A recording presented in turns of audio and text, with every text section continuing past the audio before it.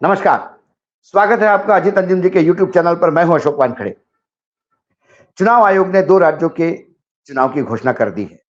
2 राज्यों में आचार संहिता लागू हो गई, लेकिन नवंबर-दिसंबर तक 4 राज्यों के विधानसभा के चुनाव होने हैं, जिसमें 2 की तो डेट अनाउंस हो गई।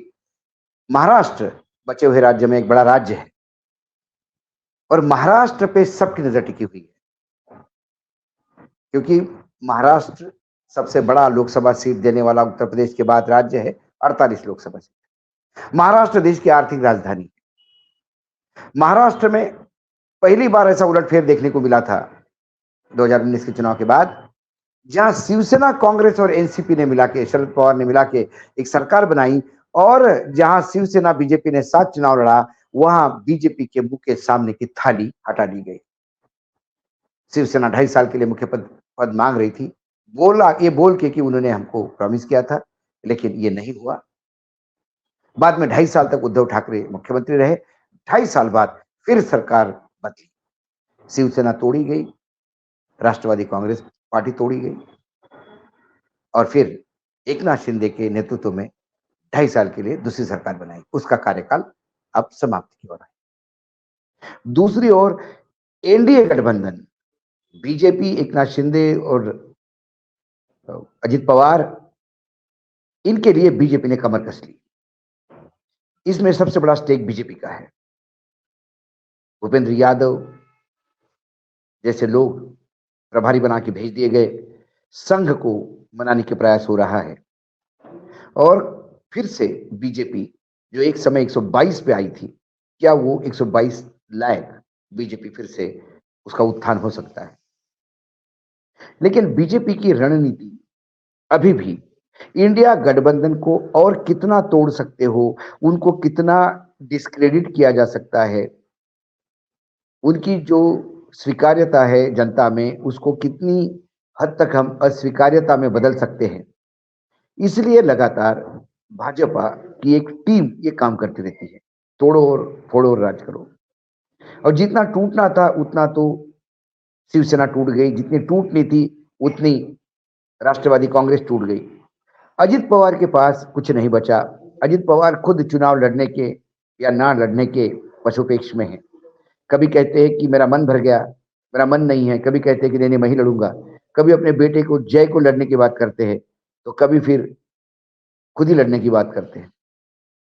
उनके कई लोग लगातार शरद पवार के टच में हैं कि हमारा पॉलिटिकल भविष्य खत्म हो जाएगा राजकीय। आप देखिए शिवसेना में यकीनन उद्धव ठाकरे और एकनाथ शिंदे की बात करें तो एकनाथ शिंदे ने प्रदर्शन तो ठीक किया, लेकिन कई जगह उन्हें बाय डिफॉल्ट विक्ट्री मिली।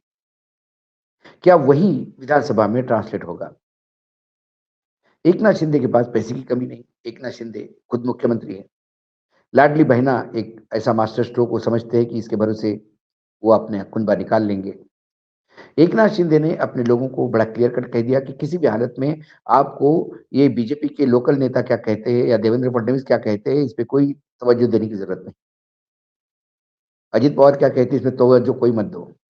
मेरा सीधा संबंध राज्य देश के गृह मंत्री अमित शाह जी से है, और मैं जो चाहिए वो अपने लिए मैं वहां से करवा लूंगा, आप निश्चिंत रहिए। लेकिन पूरा एनडीए का कुनबा, खासकर बीजेपी, इस मामले में लगी थी कि इंडिया गठबंधन जिस ताकत के साथ एक होकर लड़ी, वो कहीं ना कहीं विधानसभा में टूट फूट हो। तो फिर हर पार्टी में ऐसी कुछ लूज कैनन होता है, जैसे कुछ ऐसी तोप होती है कि जिसको हाथ लगाने पे भी फटती है। शिवसेना में संजय राउत ऐसे एक व्यक्ति हैं जो कई बार ऐसा वक्तव्य देते हैं जिसके लिए पूरा इंडिया गठबंधन ही नहीं, शिवसेना की बहुत ज्यादा केंद्रीय होती है। वो लगातार मुख्यमंत्री पद की रट लगाए हुए थे कि मुख्यमंत्री पद शिवसेना का ही होगा। लोकसभा चुनाव के निर्णय के बाद जो पहली प्रेस कॉन्फ्रेंस हुई, उसमें पृथ्वीराज चौहान कांग्रेस की तरफ से बैठे थे। उन्होंने बड़ी क्लियर कट कही, यहाँ कोई छोटा भाई बड़ा भाई नहीं है, सब समान है और तीनों एक है। तो अब विधानसभा में सीट शेयरिंग होगा। शरद पवार जी ने कहा था कि लोकसभा में कांग्रेस को ज्यादा सीटें दी थी, लेकिन विधानसभा में सीट शेयरिंग जीतने के हिसाब से होगी। कांग्रेस भी इसको मानती है। मुख्यमंत्री पद अभी कौन होगा इस पे कोई बात भी नहीं करता।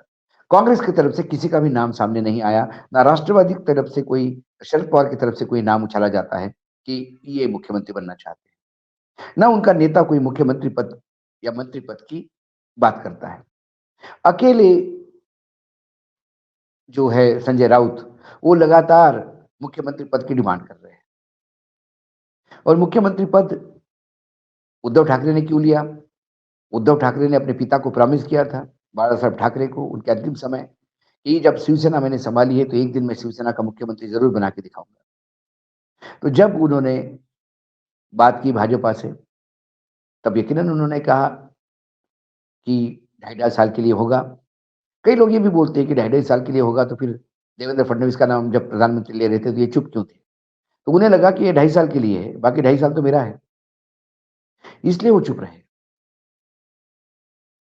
लेकिन बाद में बीजेपी ने यू टर्न लिया। बीजेपी के लोग झूठ बोलते कोई बड़ी बात नहीं। 2014 से लेके अभी तक हमने यही देखा, बीजेपी के लोग मुंह खोलते हैं तो झूठ बोलने की। और ये बात कई फोरम पे कई जगह प्रूव हो गई। मुझे मतलब उसको हाथ के कंगना आरसी क्या टाइप बात हो गई। अब ऐसे में जब सारे राजनीतिक दल इंडिया गठबंधन के, खासकर शरद पवार भी बड़े चिंतित थे, वो भी बोल रहे थे बार बार कि कोई मुख्यमंत्री पद की कोई बात ना करे। इधर नाना पटोले भी चिंतित थे। मेरी भी व्यक्तिगत उनसे बात हुई थी फोन पे। उन्होंने कहा कि समझ में नहीं आता कि ये जो बार बार मुख्यमंत्री मुख्यमंत्री करते रहता है, उससे कहीं ना कहीं कैडर हतोत्साहित होती है। लोकसभा में शिवसेना, कांग्रेस, एनसीपी के लोगों ने मिलकर चुनाव लड़ा तो नतीजे आए। नीचे कार्यकर्ता तक गठबंधन था। वो गठबंधन कई बार ये सीट हम लेंगे और ये सीट हम लेंगे, ये लूज टॉक करने से झगड़े हो जाते हैं। इससे कार्यकर्ताओं को संभलना भी एक टेढ़ी खीर हो गई। बीजेपी के हमले के संभालो, बीजेपी की सत्ता में जो अभी सरकार है उसको संभालो, उससे लड़ो, कि फिर ये कार्यकर्ताओं के झगड़े सुलझते रहे। नाना पटोले की चिंता यकीनन ठीक थी। तो ऐसे में संजय राउत को समझाएगा कौन? और मैं बता दूं, लोकसभा में भी ऐसा एक हादसा हुआ और जिसे सबक लेने की जरूरत थी सभी को, खासकर शिवसेना को। कोल्हापुर ये शिवसेना की सीट थी। कोल्हापुर में शाहू महाराज चुनाव लड़ना चाहते थे इंडिया गठबंधन से, लेकिन कांग्रेस के टिकट पे। तो कोल्हापुर एक कांग्रेस के लिए छोड़ी गई। उसके एवज में कांग्रेस से एक सीट मांगी थी। कांग्रेस कोई भी सीट देने को तैयार था, लेकिन संजय राउत अड़े रहे कि हमको सांगली चाहिए। सांगली ये कांग्रेस का गढ़ है। सांगली ये महाराष्ट्र में सबसे हाई प्रोफाइल पॉलिटिकल डिस्ट्रिक्ट है, जहां से वसंतदादा पाटिल, राजाराम बापू पाटिल, जहां से पतंगराव कदम जैसे हेवी वेट्स दिए हैं। एक समय था कि महाराष्ट्र के कैबिनेट में चार चार मंत्री सांगली से हुआ करते थे। तो वो सांगली कांग्रेस का गढ़ है। लेकिन शिवसेना, खासकर संजय राउत अड़े रहे, किसी भी हालत में मुझे सांगली चाहिए। चर्चा ये थी कि कहीं ना कहीं उसी सांगली से राष्ट्रवादी कांग्रेस के अध्यक्ष जयंत पाटिल भी आते। जयंत पाटिल के लिए हमेशा मलाल था कि वो अपने जिले में भी अपनी पार्टी बड़ी नहीं कर पाए, क्योंकि वहां कांग्रेस ही बड़ी थी। तो उनको लगा यदि इस बार ये शिवसेना को सीट चली गई तो कांग्रेस कम से कम कटेगी यहां से। और माहौल था इंडिया गठबंधन के पक्ष में।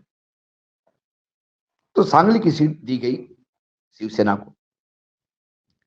और कांग्रेस भी इसलिए चुप रही कि वो गठबंधन तोड़ना नहीं चाहती थी। और संजय राउत गठबंधन तोड़ने पे आमादा थे यदि ये सीट उनको नहीं गई तो। आखिर क्या हुआ? वहां बीजेपी भी लड़ी, वहां शिवसेना भी लड़ी इंडिया गठबंधन की तरफ से। और वहां कांग्रेस का एक इंडिपेंडेंट उम्मीदवार खड़ा हो गया, कांग्रेस का एक कार्यकर्ता विशाल पाटिल। और उसने, विशाल पाटिल ने लाख से ऊपर मतों से वो सीट जीती।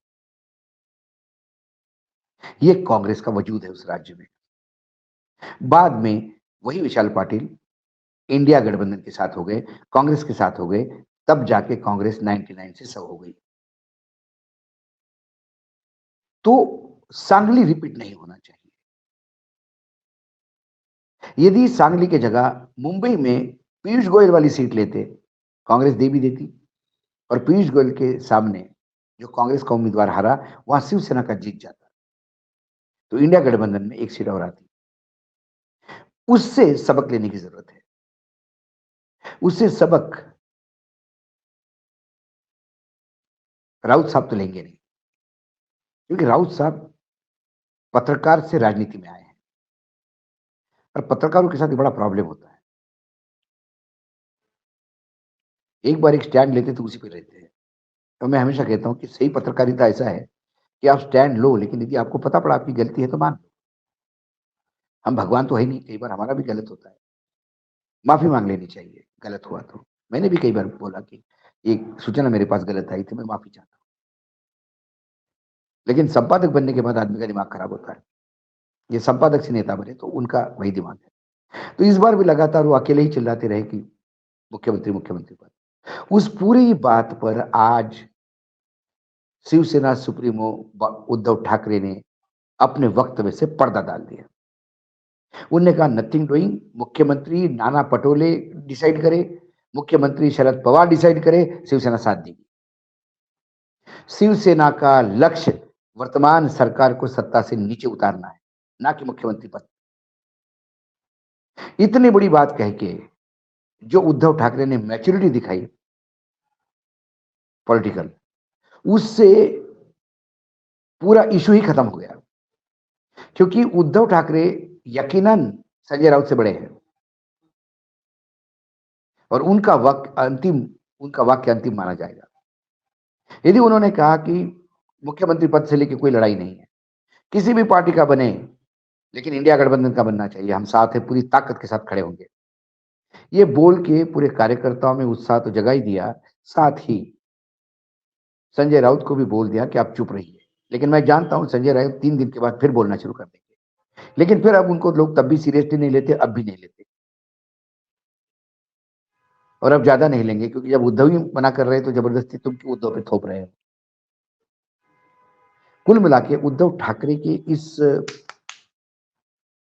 वक्तव्य ने बीजेपी के कैंप में ये जो एक षड्यंत्र रचा जा रहा था और ये बार बार बोला जा रहा था कि ये टूट रहे ये टूट रहे, उस पूरे सेक्टर की हवा ही निकाल दी।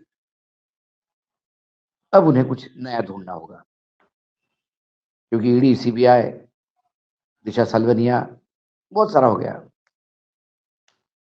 भ्रष्टाचार व्यभिचार, कोई तीर जितने भी तरकश में थे चलाए, कुछ काम नहीं आया। ऐसे में अब देखते हैं, ये जो नया शुरू किया था वो भी खत्म हो गया, लेकिन वो बीजेपी है, कुछ ना कुछ तो नया लेके आएगी। लेकिन अब यहाँ पे जो मैच्योरिटी के साथ शरद पवार और उद्धव ठाकरे हैंडल कर रहे हैं, और कांग्रेस को यकीनन, कांग्रेस तो पूर्ण रूप से महाराष्ट्र को लेकर बहुत ज्यादा संजीदा है और बड़े एक्सपीरियंस लोग उन्होंने वहां पे छोड़े हैं, चाहे स्क्रीनिंग कमेटी में हो, चाहे जनरल सेक्रेटरी इंचार्ज हो। तो ऐसे में अब भाजपा के लिए बहुत कुछ ज्यादा बचा नहीं है, सीधा सीधा चुनाव लड़ना होगा और चुनाव में अपनी ताकत दिखानी होगी। आज इतना ही, कल फिर आता हूँ किसी विषय के साथ, तब तक के लिए नमस्कार। देखते रहिएगा अजीत अंजुम जी का यूट्यूब चैनल।